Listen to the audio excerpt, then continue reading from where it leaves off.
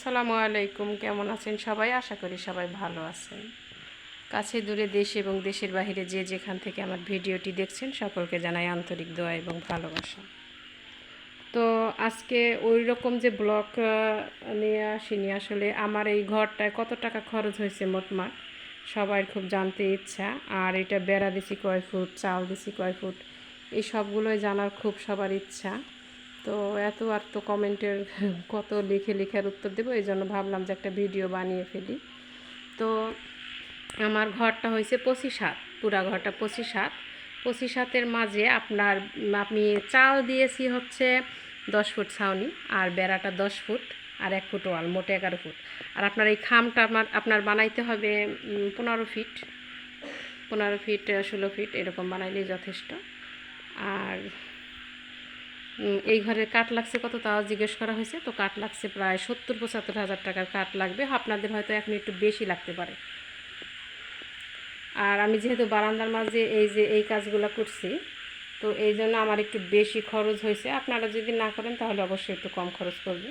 আর এই যে বারান্দার মাঝে আমি গোসলখানা করছি, সেটা তো দেখছেনই, গোসলখানা টয়লেট দুটোটাই আছে এখানে। তো এটার কারণেও তো একটু বেশি খরচ হয়েছে, কারণ এইখানে যে পাইপগুলো লাগাইছি মাটির নিচেও তো পাইপ স্যানিটারি কাজটা যে করা হয়েছে, তো ওইগুলা সবগুলোই তো মানে করা হয়েছে।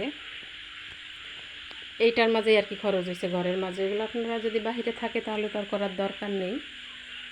আমি যেহেতু বিল্ডিংয়ের মতো একটা সিস্টেম করছি, মানে এক ঘরের মাঝেই সব কিছু থাকে, তো এই দুইটা জিনিস তো আমার এক্সট্রা টাকা এইখানে আর কি একসাথে করা হয়েছে। আবার গ্রিল অনেকে একটু অন্যরকম করে বানায়, আমি গ্রিলটা একটু মজবুত করে বানিয়েছি, এই জন্য একটু খরচটা বেশি পড়ছে। তো বারান্দার মাঝে তো ওই যে বৃষ্টির দিন দেখে একটু হাবিজাবি রাখা আছে।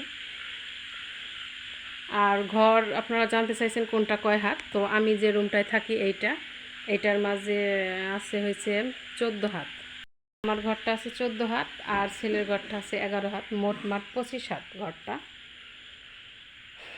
আর জানালাগুলা তো রেডিমেড আসলে আমি বানাইতে দিছিলাম, কিন্তু তারা আসলে নিজেরা না বানায় দিয়া আমাকে আর কি রেডিমেডগুলা করে দিছে। তো আসলে বিশ্বাসঘাতকতা করলে তো আর করার কিছু নাই বলেন।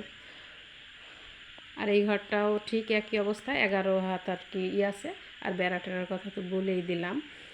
আর আপনারা যদি, আমি রেডিমেড দরজা লাগাইছি, আপনারা যদি চান তো দরজা অর্ডার দিয়ে বানাতে পারেন, সেক্ষেত্রে হয়তো আর একটু খরচ বেশি হবে। আর পুরাপুরি ঘরে আমি এই যে রড দিছি, একটু মজবুত করে করার চেষ্টা করছি, ভিতরে আমি 186 কেজি রড দিছি। তো সব কিছু এইভাবে করা হয়েছে। তো আমার এই পুরা ঘরটা করতে মোট 7.5 লাখ টাকা লাগছে। বাহিরে যে মোটর, এখন তো আমি দেখাতে পারতেছি না মোটর, তারপরে মোটরের যে আর কি ট্যাঙ্কি, ওই সব সহই আর কি এই টাকাটা খরচ হয়েছে। আর উঠানো তো আমি অনেকটুকু পাকা করে রাখছি। আর চতুর্পাশে বেড়ার ডোয়ার যে পাশটা, ওই ডোয়ার পাশেও মানে পুরা জায়গাটা আর কি 1.5 ফুটের মতো পাকা করে রাখা হয়েছে। এই ক্ষেত্রে আমার একটু বেশি টাকা খরচ হয়েছে। আপনারা যদি উঠান না করেন তাহলে আপনাদের আরও টাকা খরচ কম হবে। তো বুঝে শুনেই আর কি করবেন। তো পুরা ঘরটা করতে 7.5 লাখ টাকা খরচ হয়েছে। এখন আপনাদের এইভাবেই যদি সেম টু সেম করেন তাহলে কিছু টাকা বেশি লাগবে, জিনিসপাতির তো এখন দাম অন্যরকম একটু বেশি। তো কমেন্টে যদি আর কিছু মানে জানার থাকে কমেন্টে জানাবেন।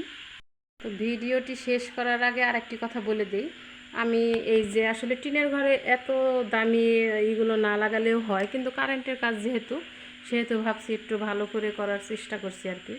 তো আপনারা যদি ওইগুলো একটু কম দামে করেন, ওটা আমার তো প্রায় 25,000 টাকার মতো খরচ হয়ে গেছে কারেন্টের জিনিসে, মানে মজুরি টজুরি সহ। তো আপনারা যদি করেন হয়তো 10-15 হাজার টাকার ভিতরে হয়ে যাবে একটু নর্মালি করলে। এই যে পুরা এটা আমি ওইভাবেই করছি, এই জন্য একটু খরচটা বেশি হয়েছে। প্রত্যেকটা সুইচ বোর্ড আমি এইভাবেই